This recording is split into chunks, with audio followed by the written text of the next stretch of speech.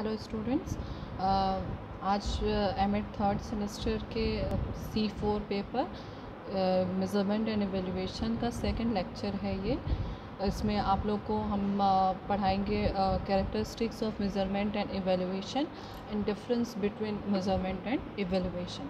ठीक है, तो जो प्रीवियस लेक्चर था उसमें आप लोगों ने पढ़ा क्या था, meaning and definitions of measurement and evaluation and it's concept, कि क्या होता है एग्जैक्टली मेज़रमेंट क्या है, एवेल्यूएशन क्या है और उसके डेफिनेशंस क्या हैं। ठीक है, तो अगर आप लोगों ने वो वीडियो नहीं देखा है तो इसी कॉलेज के चैनल पे, सिटी ग्रुप ऑफ कॉलेज के चैनल पे आपको वो वीडियो अवेलेबल हो जाएगा, आप लोग वो देख लीजिए। ठीक है, तो आपको ये वीडियो और समझ में आएगा। ठीक है, नेक्स्ट जो है कि इससे जो क्वेश्चंस बनते हैं वो आपके कंप्लीट क्वेश्चंस बनेंगे, लॉन्ग क्वेश्चन कि आप लास्ट ईयर आया भी हुआ है कि मापन के आप अर्थ, प्रकृति और उसके विशेषताओं का वर्णन करिए, या छोटे में केवल छोटे क्वेश्चंस जो आते हैं शॉर्ट क्वेश्चंस, उसमें आपको केवल कैरेक्टरिस्टिक्स ऑफ मेज़रमेंट या कैरेक्टरिस्टिक्स ऑफ इवैल्यूएशंस, विशेषताएं मापन की या मूल्यांकन की पूछ सकते हैं। ठीक है, तो आप उस हिसाब से ये चीज़ें प्रिपेयर करिएगा। तो आज हम लोग क्या पढ़ने वाले हैं, आज हम लोग characteristics of measurement and evaluation पढ़ने वाले हैं। ठीक है, तो जो स्टार्ट करते हैं हम लोग, जो फर्स्ट पॉइंट है क्या विशेषता है मापन की। पहले विशेषताएं पढ़ने से पहले थोड़ा सा प्रीवियस क्लास को अगर हम लोग याद कर लें तो आपने पढ़ा था कि मापन क्या होता है। मापन किसी भी विशेषता, किसी भी वस्तु को माप देना या किसी भी गुण को कोई माप प्रदान कर देना। कि जैसे अगर आप मैथ्स में बहुत अच्छे हो, मैथ्स में स्किल आपकी बहुत अच्छी है, तो वो कितनी अच्छी है, आप 80% मतलब 80 नंबर आपके आए तो 80 क्या हो गया, आपका मापन हो गया कि आपके गणित का मापन कितना है, 80 नंबर है। ठीक है, तो ये चीज़ आपका मापन होगा। अब मूल्यांकन क्या होता है, अब उस नंबर के आधार पे आपका मूल्यांकन होगा कि आपका गणित अच्छा है तो आप गणित के ज्ञान से और क्या क्या चीज़ें आप कर पाते हो, या आप उस ज्ञान को कहाँ कहाँ उपयोग कर पाते हो, ये आपका क्या होगा, ये मूल्यांकन होगा। ठीक है, तो अब हम लोग आते हैं कैरेक्टरिस्टिक्स पे। कैरेक्टरिस्टिक्स में मेज़रमेंट का कैरेक्टरिस्टिक्स पहले हम लोग डिस्कस करेंगे। तो इसमें जो पहला है वो आपका है, आपके स्क्रीन पे आप देखो लिखा है, in educational measurement there is no absolute zero point. मतलब क्या है कि जो मेज़रमेंट होता है उसमें कोई एब्सोल्यूट ज़ीरो नहीं पॉइंट होता है। मतलब कि अगर आपका कोई टेस्ट हुआ और उसमें आपका कितना, मान लीजिए 0 नंबर आया मैथ्स का, आपका आप जो कहते हैं उसको सडन टेस्ट, ठीक है, वो हुआ और उसमें आपको 50 में से 0 नंबर मिल गए, तो इसका ये मतलब नहीं है कि आप मैथ्स आपको बिल्कुल नहीं आती है। इट्स में भी कि उस दिन आप वो क्वेश्चन न सॉल्व कर पाए हो, न समझ पाए हो, सेंटेंस को न समझ पाए हो, इस वजह से आपके 0 आ गए। ठीक है, तो ये क्या होता है कि ये कंफर्म नहीं है कि आपको जो माप मिला है वो एकदम से सही है, एकदम से आपके वो गुण को सही आंक रहा है। ठीक है, तो आपने यहाँ पे देखो लिखा भी है, in educational measurement there is no absolute zero point, it is relative to some arbitrary standard. For example, a student has secured 0 in a test of mathematics. It doesn't mean that he has zero knowledge. मतलब अगर 0 आया तो ये ज़रूरी नहीं कि उसके पास 0 knowledge है, कुछ जानकारी ही नहीं है मैथ्स की in mathematics, because he may secure 30 in another test which is easier than the first one, as the 0 point is not fixed. ठीक है, so we can say that a student with a score of 60 has double the knowledge of a student with a score of 30. जैसे कि दो test हमने बनाए, एक थोड़ा tough test था वो 60 नंबर का था, और एक थोड़ा मतलब इजी टेस्ट था वो 30 मार्क्स का था। ठीक है, तो किसी बच्चे के उसमें मान लो 30 में 30 आ गए, और किसी उस 60 नंबर का जो टेस्ट था उसमें किसी बच्चे के 60 में 60 आए। तो ये थोड़ी ना कह सकते हैं हम कि जो 30 वाला बच्चा है या जो 60 नंबर वाला बच्चा है वो 30 वाले से डबल बुद्धि का है, ऐसा तो नहीं कह सकते। ठीक है। तो यही चीज़ वो बता रहे हैं कि आप नंबर के बिहाफ पे किसी के गुणों को आप नहीं बता सकते, क्योंकि इसमें जो नंबर आए वो पर्टिकुलर उस पॉइंट पे उसके मार्क्स को बताता है, ना कि उसके उस सब्जेक्ट के रियल एबिलिटी को बता रहा है। ठीक है। नेक्स्ट कैरेक्टरिस्टिक्स है the units are not definite in educational measurement. क्या है कि जो मापन है उसका जो यूनिट है, जैसे कि आप यूनिट क्या होता है, मात्रक। जैसे कि वज़न को नापते हैं हम केजी में, हाइट को नापते हैं सेंटीमीटर फीट। ठीक है। आप कि कपड़े को मेज़र करना है हमें, तो हम उसको मीटर में मापते हैं। तो यहाँ पे जो यूनिट्स हैं वो एक जैसी नहीं हैं। ठीक है। देखो लिखा है in educational measurement the units are not definite, so we may not obtain the same value for every person because the test vary in their content and difficulty level. Therefore, one individual may perform differently on other tests, and different individuals may perform differently on one test. What do you want to say? Therefore, one individual may perform differently on other test, and different individuals may perform differently on one test. हो सकता है कि एक व्यक्ति उसी test को दूसरी अलग पॉइंट ऑफ व्यू से करे, अलग तरीके से करे, उसके अलग मार्क्स आए, और वही व्यक्ति दूसरे टेस्ट को ज़्यादा मन लगा के कर देगा, वो भले ही टफ हो, लेकिन अगर ज़्यादा दिमाग आप लगा लो, ज़्यादा मन लगाओ, तो वो आपको हो सकता है उसमें नंबर ज़्यादा आ जाए। तो बल्कि हालांकि आपको पहला वाला जो टेस्ट था उसके टॉपिक्स बहुत क्लियर थे, लेकिन आपका ध्यान उस टाइम कहीं और था, तो आपके नंबर कम हो गए। लेकिन दूसरे वाले टेस्ट में वो टफ होने के बावजूद आपने उसमें ध्यान लगाया और आपने ध्यान से वो पेपर किया, तो आपके मार्क्स उसमें अच्छे आ गए। तो आप इस बेसिस पे ये थोड़ी ना कह सकते हो कि वो टॉपिक आपके लिए ईजी है और वो टॉपिक आपके लिए टफ है, ऐसा तो नहीं कह सकते। तो यही ये कैरेक्टरिस्टिक्स इसकी बताती है कि इसका कोई भी जो है वो कोई मात्रक जो है वो डेफिनेट नहीं है, निश्चित नहीं है। ठीक। नेक्स्ट जो कैरेक्टरिस्टिक्स है हमारी वो क्या है, वो है third one is it conveys a sense of infinity. लिखा है it means we cannot measure the whole of an attribute of an individual. Generally, the scores obtained from a measurement are observed score, which contains measurement error. ठीक है। वो बस उस particular time का आपने उस पर्टिकुलर टाइम में, जैसे मान लो 20 मिनट्स का टेस्ट है, तो 20 मिनट्स में आपने अपने कितने मैथ्स एबिलिटी को दिखाया है, ये उसी को मेज़र करता है। आप कितना आपके अंदर किसी के ज्ञान को क्या आप समय में थोड़ी ना हम माप सकते हैं। तो ये उस व्यक्ति के सही मापन नहीं होगा कि 20 मिनट में हमने आपको 2 क्वेश्चन दिया, आपने उसको सॉल्व कर लिया तो आप जीनियस हो गए। ऐसा नहीं होता कि आपको हो सकता है वो 2 क्वेश्चन आपने याद करके आए हो, या 2 क्वेश्चन बहुत ईजी हो। ठीक है। या केवल इस बेसिस पे कि आपने 2 क्वेश्चन आप नहीं सॉल्व कर पाए तो आपको कुछ नहीं आता है। हो सकता है वो 2 क्वेश्चंस बहुत टफ हो, या आपका उस टाइम वो बाकी सब चीज़ें आपने पढ़ रखी हों और 2 क्वेश्चन नहीं पढ़ा हो।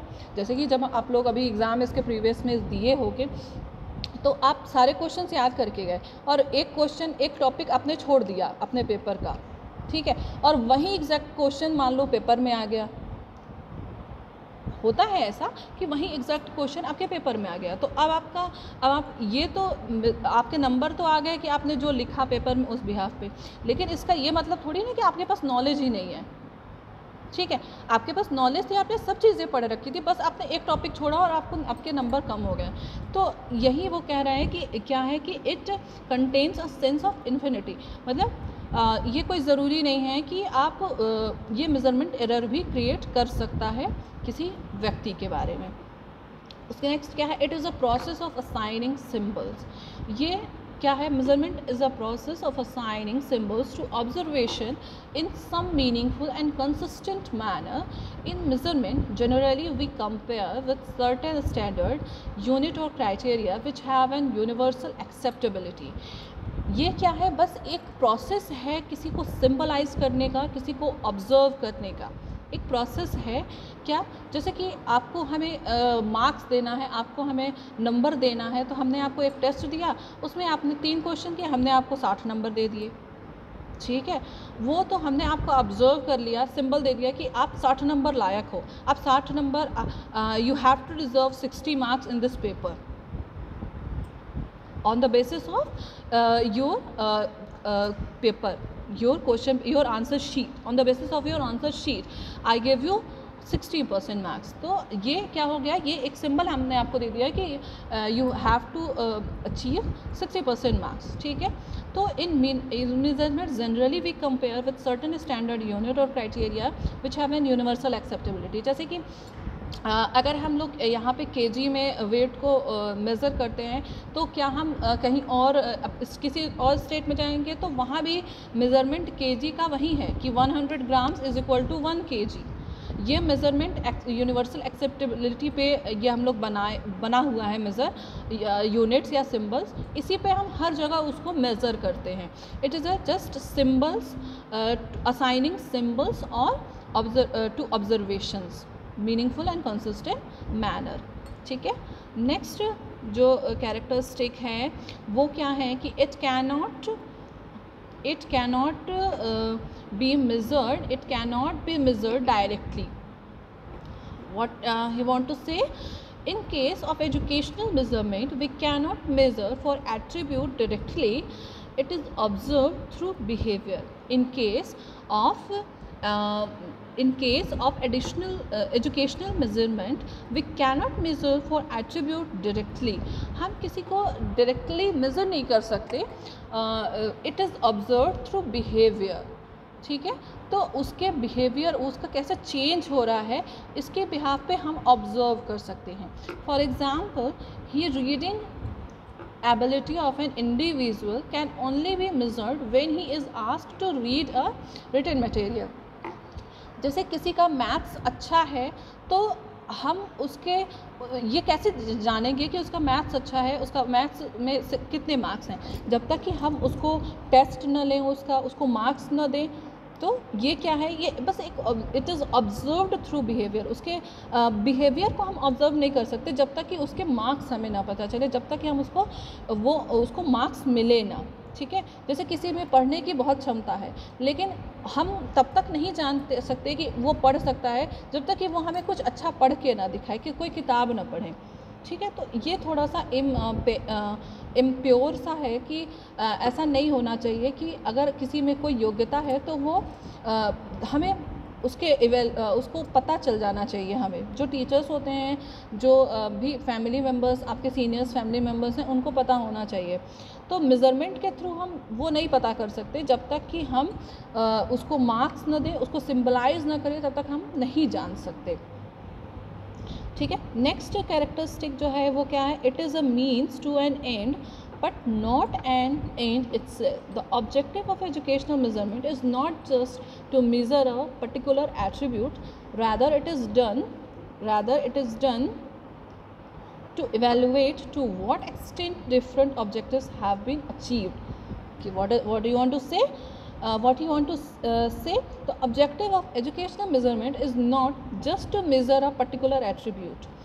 जो एजुकेशनल मेजरमेंट का ऑब्जेक्टिव है वो केवल किसी एक ही पर्टिकुलर एट्रीब्यूट को मेज़र करने का नहीं मापक है। Rather it is done to evaluate to what extent different objectives have been achieved, बल्कि वो और भी सेक्टर्स में बहुत सारे मेजरमेंट के जो सेक्टर्स हैं वो बहुत है, आप हर चीज़ को माप सकते हो ना। तो वो डिफरेंट जो भी उसके ऑब्जेक्टिव्स हैं, उसने उसको कितना अचीव किया है, वो मेज़रमेंट वो भी करता है। ठीक है, ये आपके थे मेज़रमेंट के characteristics. Now we have to discuss what evaluation, characteristics of evaluation. ठीक है, इवेल्युएशन क्या होता है, ये एक कंटिन्यूस प्रोसेस है। Continuous process in the sense कि आप इवेल्युएशन आपका हर दिन होता है, हर समय होता रहता है। आप मेज़रमेंट है, जैसे कि आपने अगर हमें अभी टेस्ट दिया मैथ्स का, तो आप जान गए कि हमारा 30% लाइक IQ है, या हमारे 30% मार्क्स हैं, या कितने हैं। ठीक है, लेकिन इवेल्युएशन में क्या होता है कि इवेल्युएशन जैसे हम 10 टेस्ट देंगे, उसके बाद आप हमें इवेल्युएट कर पाओगे कि हमारा एग्जैक्टली मैथ्स एबिलिटी क्या है। ठीक है। तो एवेल्युएशन जो होता है वो कंटिन्यूसली चलता रहता है, per day, per hour, per second. Then second is comprehensive. Evaluation is comprehensive as it includes everything can be evaluated. जो भी चीज़ हम माप सकते हैं उसको हम इवेलुएट कर सकते हैं। ये बहुत विस्तृत स्तर पे है। किसी भी चीज़ को, गुणों को आप मूल्यांकित कर सकते हो, व्यक्ति की पर्सनालिटी को आप मूल्यांकन करते हो कि somebody is introvert, somebody is extrovert, somebody is ambivert। वो कैसा व्यक्ति है, मतलब अंतर्मुखी है, बहिर्मुखी है, मिलनसार है, झगड़ालू है, कैसा है वो व्यक्ति, ठीक है। उसके बाद उसकी योग्यता को आप इवेलुएट करते हो कि मैथ्स में नंबर तो उसके अच्छे आए लेकिन वो बहुत अच्छा पढ़ने में है नहीं, ठीक है। तो ये सब क्या है, ये सब इवेलुएशन प्रोसेस है, ये बहुत विस्तृत है। इससे कुछ भी हम, जो भी चीज़ें हम इवेलुएट कर सकते हैं वो चीज़ हम मेज़र कर सकते हैं, वो चीज़ हम इवेलुएट करते हैं। Next one is child centred. Evaluation is a child centred process which gives importance to the learning process. ये क्या है कि ये सीखने की क्षमता पर क्या करता है, महत्व देता है, ठीक है। चाइल्ड सेंटर्ड प्रोसेस है, ये विद्यार्थी केंद्रित होता है और ये सीखने की क्षमता पे, जैसे कि मेज़र हमने कर लिया कि राम, कोई भी नाम ले लो, राम श्याम जो भी है, राम का मार्क्स 20 नंबर आया गणित में तो वो 30 नंबर लायक है। तो इससे क्या होता है, और किसी बच्चे का 60 नंबर आए तो 60 नंबर, मतलब वो अच्छा है पढ़ने में। तो इससे जो टीचर का फोकस, जो हमारा पढ़ाने का फोकस हो सकता है वो चेंज हो जाए कि हम इसको अलग तरीके से पढ़ाएं और उसको अलग तरीके से पढ़ाएं। ऐसा नहीं होना चाहिए। जैसे अगर हम इवेलुएट कर लेंगे कि हो सकता है कि जो 30 नंबर जिसका आया है वो पढ़ने में बहुत अच्छा हो, लेकिन पर्टिकुलर उस डेट पे उसका 30 मार्क्स उसने गेन कर लिया, तो क्या है कि अगर हम इवेलुएट कर लेंगे कि नहीं, ऐसा नहीं है कि वो 60 नंबर वाला, दोनों की IQ लेवल सेम है, ऐसा नहीं कि वो बहुत अच्छा है और ये बहुत ख़राब है, तो हम दोनों को एक मेथड से पढ़ाएं या दोनों को अच्छे और इम्प्रोवाइज़ करके मेथड से पढ़ाएं, जिससे कि दोनों का क्या होगा, वो ग्रोथ होगा, ठीक है। Next one is remedial. जब हम किसी को इवेलुएट कर लेते हैं, जैसे कि मान लीजिए आपने 10 टेस्ट दिए, आपके 10 टेस्ट में किसी में 30, 35, 40 ऐसे करके मार्क्स है, कुछ भी मार्क्स आए, ठीक है।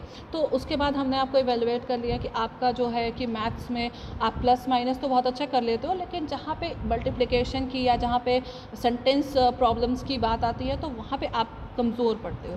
तो हम जब आपको जान जाएंगे कि आपको यहाँ पे प्रॉब्लम आ रही है तो आपको वो चीज़ जज कर लेंगे। ये केवल एक टेस्ट पे बेसिस नहीं होता है, ये बहुत सारे टेस्ट पे बेस करता है। किसी एक के टेस्ट के मार्क्स के एक दिन का टेस्ट लेके हम किसी के पर्सनालिटी को, किसी को नहीं इवेलुएट कर सकते कि एग्जैक्टली उस व्यक्ति में कमी है। उससे हमने 10 बार टेस्ट कराया और 10 बार में ये हमें मिला कि जब भी सेंटेंस प्रॉब्लम जैसी क्वेश्चंस आते हैं मैथ्स में तो वो थोड़ा वीक पड़ जाता है। तो हम क्या करेंगे कि उसका सेंटेंस प्रॉब्लम के जो क्वेश्चंस है उसकी प्रैक्टिस कराएंगे, उसके एग्जांपल्स कराएंगे, जिससे कि वो उसमें आगे इम्प्रूव कर सके, ठीक है। लिखा है आपने यहाँ पे, evaluation comments on the result which helps in remedial work, it is not a remedy, evaluation is remedial in nature, ठीक है।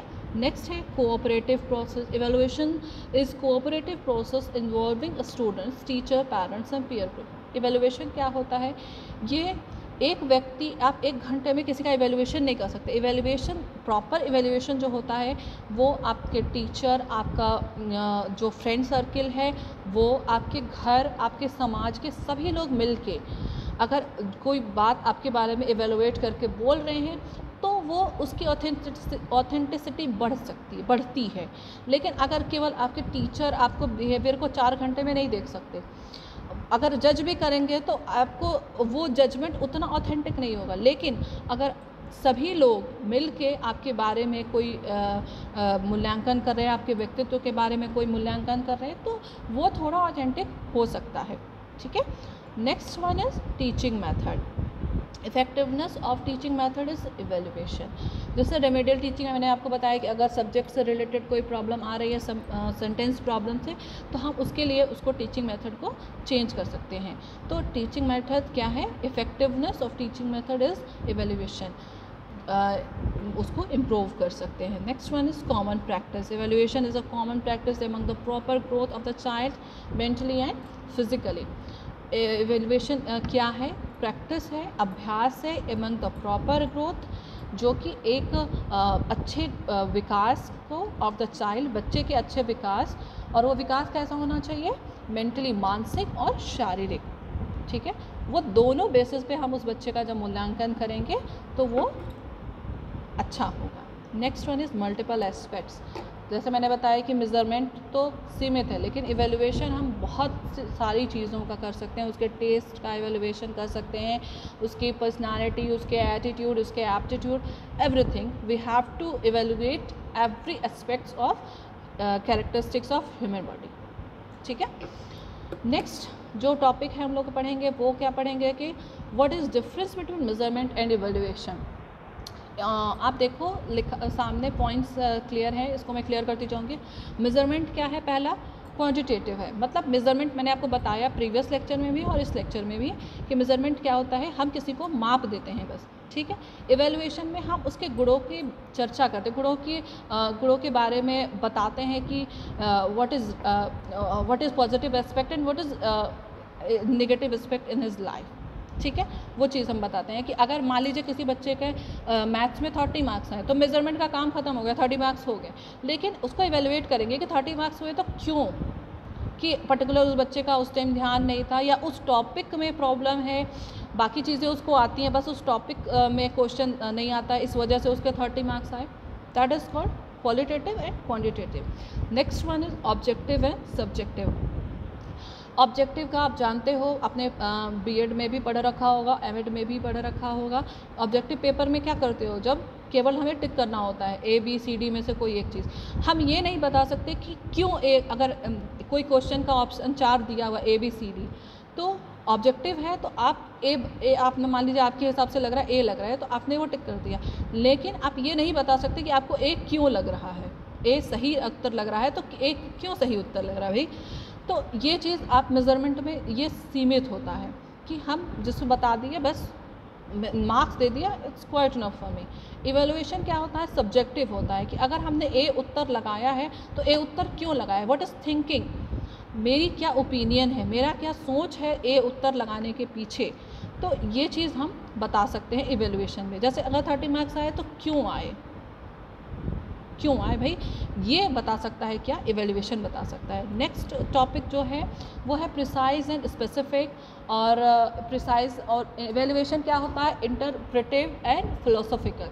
देखो मेजरमेंट जैसा कि जब ऑब्जेक्टिव है तो वो प्रिसाइज हो जाएगा, स्पेसिफिक हो जाएगा, वो पर्टिकुलर उसी टॉपिक को, उसी बात को बताएगा कि आपके मैथ्स में 30 नंबर आए, आपके मैथ्स में 30 नंबर आए, मतलब स्पेसिफिक है कि वो आपके 30 मार्क्स के लायक समझ रहे हैं। लेकिन एवेल्यूएशन में क्या हो जाता है कि वो इंटरप्रेटिव हो जाता है और फिलोसॉफिकल हो जाता है कि मतलब 30 नंबर उसको आए तो भाई क्यों आए, ठीक है, मतलब उसको आप इंटरप्रेट करते हो कि वो बच्चे का उस दिन मूड ख़राब था, या वो बच्चा उतना कंसंट्रेट नहीं हो पाया, या वो बच्चा हो सकता है कॉलेज उस दिन लेट आया हो, हड़बड़ी में उसने पेपर दिया हो, या वो बच्चे को टॉपिक नहीं आ रहा है, या वो क्वेश्चन के सेंटेंस को नहीं समझ पाया, और लॉट्स ऑफ, तो आप उस चीज़ को देख सकते हो।